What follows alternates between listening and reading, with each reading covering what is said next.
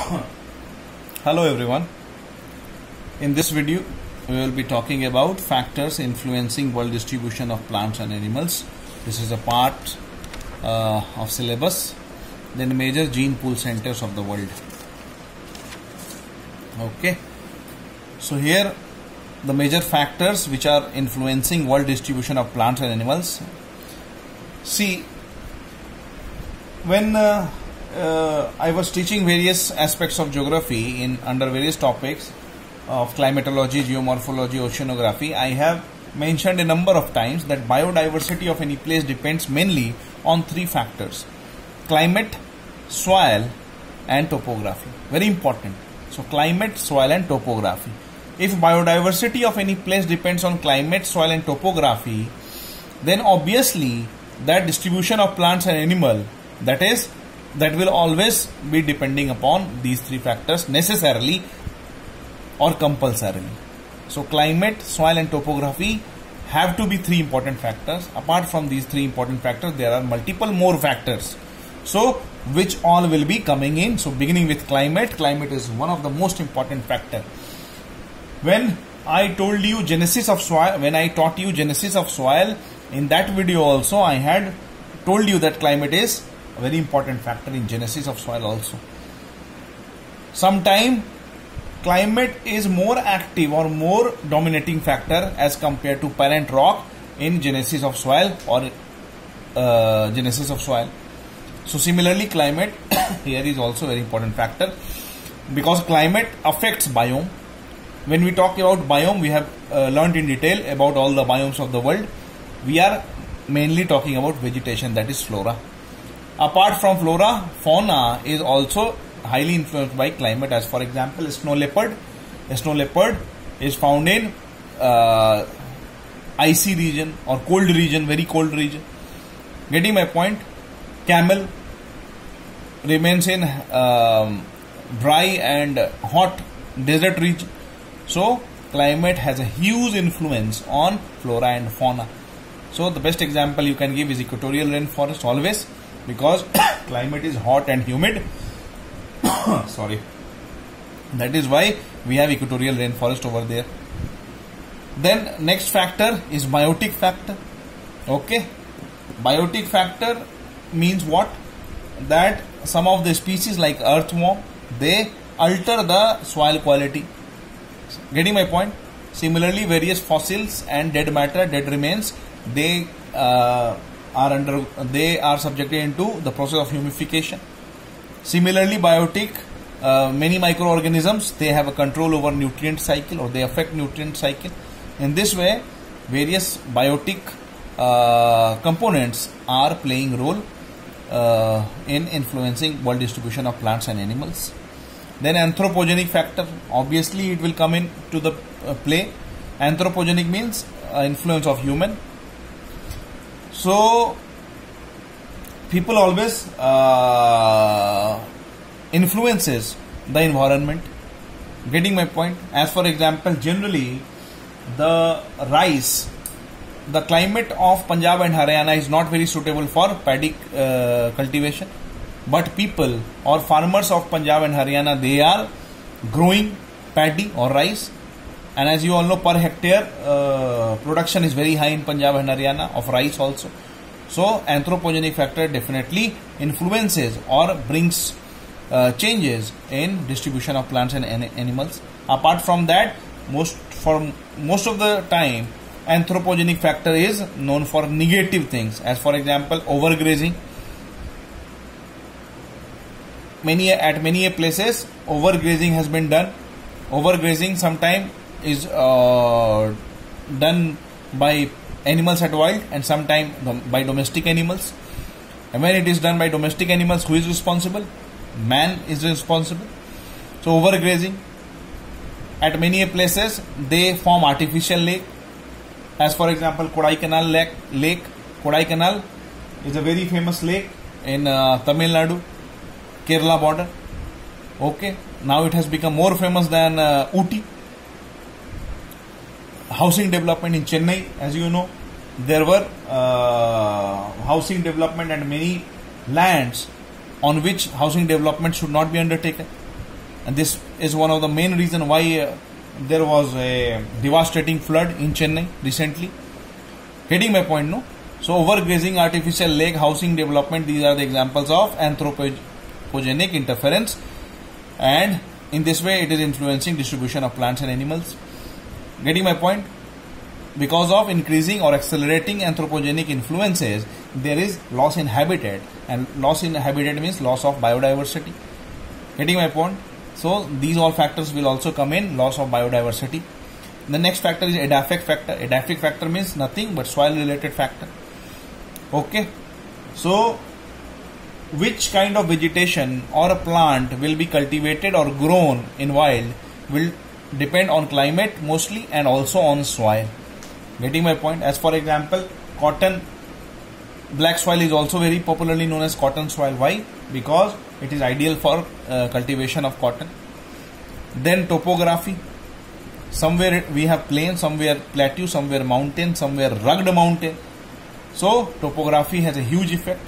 As for example, in Himalaya at same height, the temperature, average annual temperature at north side of Himalaya, northern slope of Himalaya and southern slope of Himalaya are different. Why? Because of topography. Getting my point?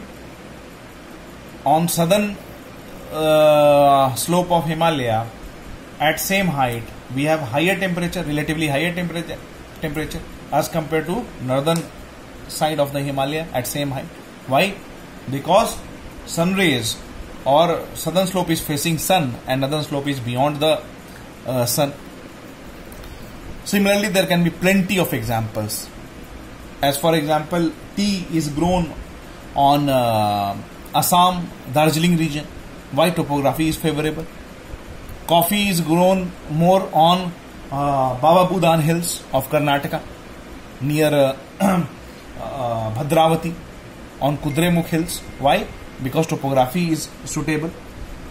Getting my point, no? So topography has huge influence. The distance from shore. Chennai and Bangalore are almost located on same latitude, but one is coastal town city and another is landlocked city or interior city, hinterland. So the climate is totally different. In Chennai, the humidity is very high. The climate is not very favorable. People are not happy with the climate. But in Bangalore, the climate is very ideal throughout the year. So these are the important factors. Now the next topic is major gene pool centers of the world. Again, this is part of syllabus, so that is why we will have to study. Here, as the name suggests, gene pool. What is a gene pool and why we are studying this? Before going to that, first you should understand the basics. Biodiversity refers to diversity of plant and animal species in an environment. It has three elements.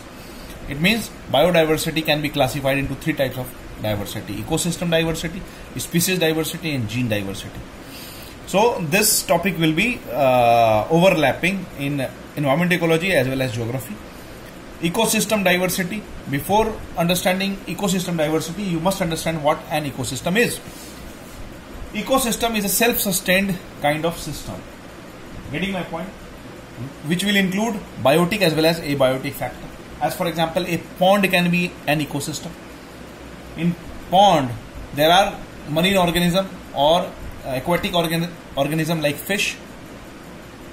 Similarly, there are abiotic components like water, like soil. So a pond can be ecosystem. Sometimes a large tree like a banyan tree that can be also having be an independent ecosystem. So the smallest ecosystem can be a banyan tree, which supports the life of many microorganisms and some of the animals. And the largest ecosystem can be biosphere. Getting my point? So there can be plenty of diversity in ecosystem. As for example, banyan tree, a large banyan tree is an ecosystem in itself. A pond is an ecosystem. The Pacific Ocean is an ecosystem. A biosphere in totality is an ecosystem. So we have plenty of diversity in terms of ecosystem. Similarly, species diversity. Species diversity means dog is a species, camel is another species, leopard is another species. So there are species diversity. Similarly, in terms of flora, wheat is a species, rose is another species. So we have species diversity. Similarly, gene diversity. In gene diversity, within species diversity also sometimes genetic diversity. As for example, dog can be of different types. Bulldog is a dog, Alsatian is a dog, German Shepherd is another species of dog. So this is genetic diversity or gene diversity. So the diversity can be subclassified into these three types. Now, what is gene pool? Gene pool refers to a stock of variety of genes within a species. Within species is the key word. Now, within a species, we have two types of possibilities or two kinds of possibilities. Number one is diversity of population of same species. Okay. And second, diversity of genes within each population. Now, population is a specific term over here. Population is a specific term over here. What is population? Population is a all the numbers of fauna or flora of same species is termed as population. Getting my point? So there will be a population of rice as an species. There will be a population of wheat as a species. There is a population of leopard, tiger, lion. So similarly, there could be diversity of population of same species. Diversity of population of same species. As for example, rice. Under rice also there can be plenty of types of rice. Basmati rice and Desi rice. Getting my point? Basmati rice, Desi rice. So this is the diversity in terms of population. There will be population of Basmati rice. Similarly, there will be population of Desi rice. The other type of gene pool would include diversity of genes within each population. Within each population. In each population, all the species will be having same species. As for example, Basmati rice will have its population. Desi rice will have its own population. So now Desi rice can be also subcategorized. As for example, brown rice and white rice. So again, there is a diversity within population. Similarly, there can be long grain rice or short grain rice. Again, both are Desi rice, but still there is diversity. So these two things will be included in gene pool. Getting my point? So now some of the major regions of the world, they are considered as gene pool center. It means a particular type of genes are found there only, number one. That can be treated as a source region, number one. And second, that region is having plenty of such genes available over there. So a more term will come into picture over here. As for example, endemic. Okay, endemic species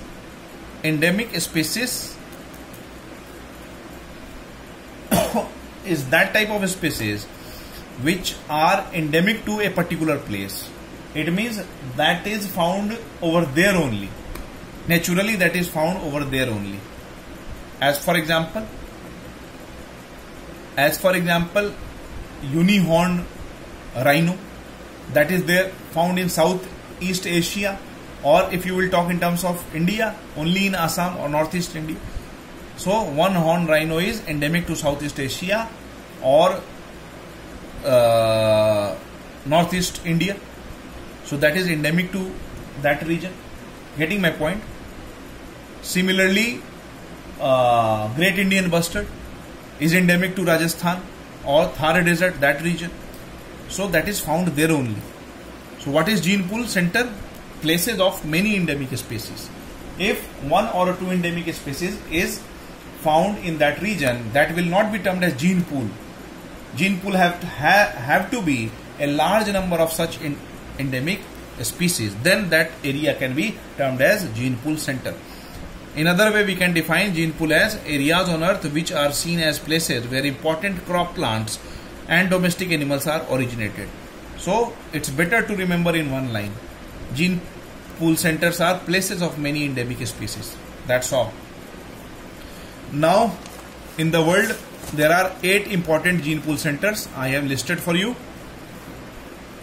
Number one is Mexico and Central America. Mexico and Central America. No need to mug up all the things, but try to understand. Mexico and Central America, this region you all have understood because we have covered world geography. So some species are endemic to that place, as for example cotton, corn, cocoa, tobacco. So these crops are endemic to that species. That is why it is termed as gene pool centers. Then second is Andes. Andes you all know, from North America to South America, particularly South America, sorry. In North America we have Rocky. So in South America, from Ecuador, Colombia to Chile, Argentina. So potato, tomato, peanuts, these are the endemic species of this region. Then Mediterranean is Asia Minor. Mediterranean is Asia Minor, you all understand. In Asia Minor there will be a part of Turkey and Mediterranean region, you all understand. Italy, Spain, Morocco, Syria, Israel, these countries will be part of Mediterranean countries. Getting my point? Then wheat, barley, cabbage, carrot. So these are the endemic species of this region. That is why it is gene pool. Then Central Asia. Central Asia will include which all countries you all know. That country of Kazakhstan, Kyrgyzstan, Uzbekistan, Turkmenistan, those countries will come over here in Central Asia. So wheat, barley, apple, grape, apricot, these are the endemic species over there. So some species can be endemic to more than one places. So no need to confuse. No need to get confused. Next is India or South Asia. The subcontinent of India you should say. Rice, cotton, lemon, orange, sugarcane are endemic species over here. Next is Southeast Asia.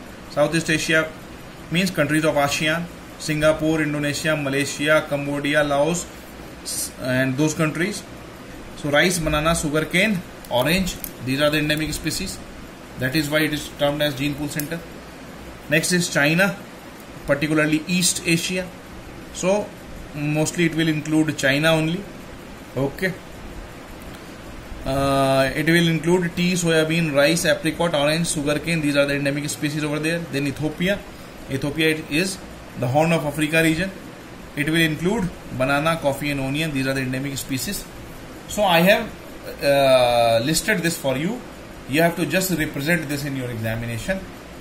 What you are supposed to do, you have to remember these things on your fingertips, because it is my personal experience that in mains of geography optional, many a times people happen to forget that 3 or 4 gene pool centers of the world.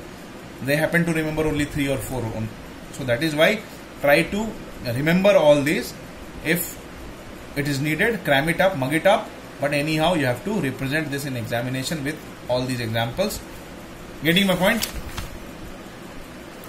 So why we are studying gene pool centers?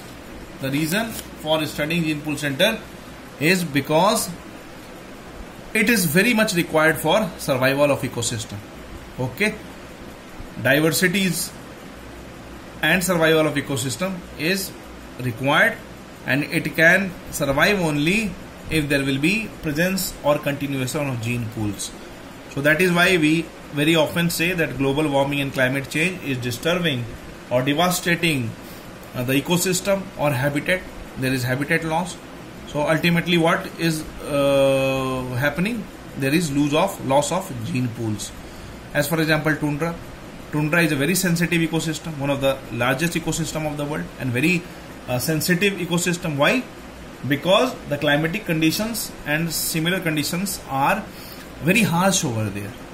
That is why diversity is very less. Uniformity is more, but diversity is less, and that is why any disturbance to this natural phenomena, to this ecosystem, will totally damage this ecosystem. Then next is medicine.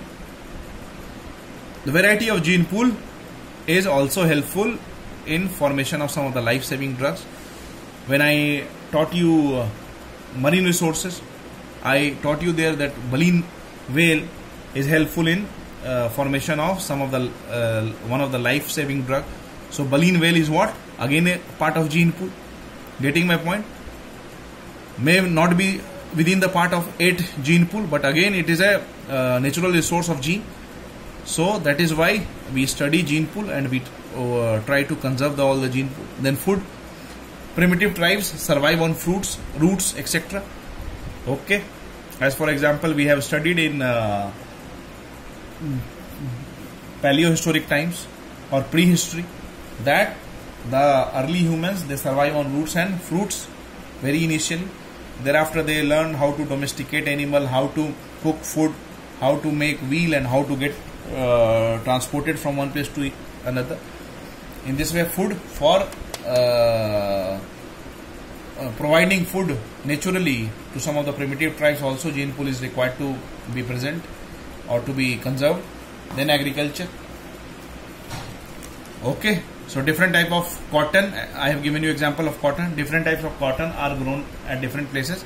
As for example, cotton of Pakistan in Karachi region or Sindh province of Pakistan is of better quality of that of Karnataka and Maharashtra and Gujarat. Getting my point? Similarly, cotton of Egypt and USA is of having better quality as compared to Indian cotton.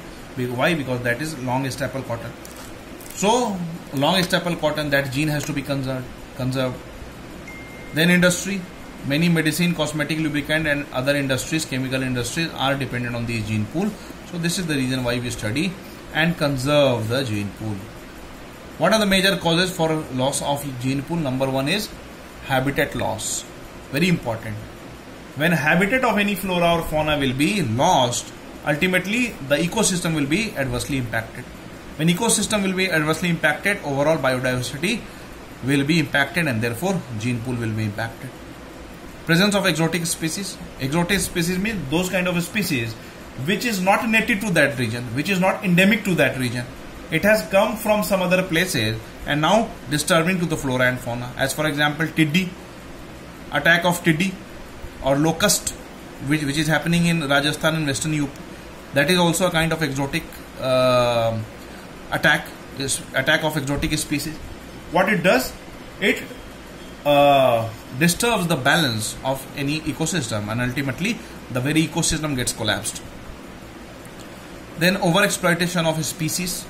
Overexploitation of species. Again, this will come under anthropogenic region. Sometimes man overexploits the nature and which causes the fall or damage in the ecosystem. Getting my point? When ecosystem will be disturbed, the gene pool ultimately will be disturbed. So overexploitation of species, what example you can give over here? Overexploitation of species means deforestation. Deforestation in many places. That is why some people have to come forward. As for example, in Uttarakhand, the Chipko Andolan started. Chipko movement started in I think 1970s, decade of 1970s. Then pollution. Pollution we have studied in detail in my previous videos.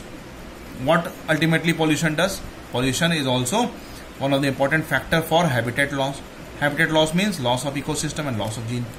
Then climate change and global warming. We all know how this is impacting the biodiversity, gene pool and ecosystem. We have this is the very hot topic. If we are learning the causes for loss of gene pool, we shall also learn the remedies. First and foremost remedy will be to check the factors which are causing loss to the gene pool. It means we have to put a check or control on all these factors. Apart from there, some remedial measures can be undertaken. As for example, some countries like USA and some of the European countries, the first world countries, they have already formed gene bank, seed bank, DNA banks so that they can restore the important gene which is endemic and threatened. Getting my point? So in this way we are trying to conserve the gene pool which is a natural resource to mankind. Getting my point, no? So this is all with this video. In next video I will be explaining about social forestry and various types of social forestry, and thereafter I will be dealing with you world classification and distribution of soil.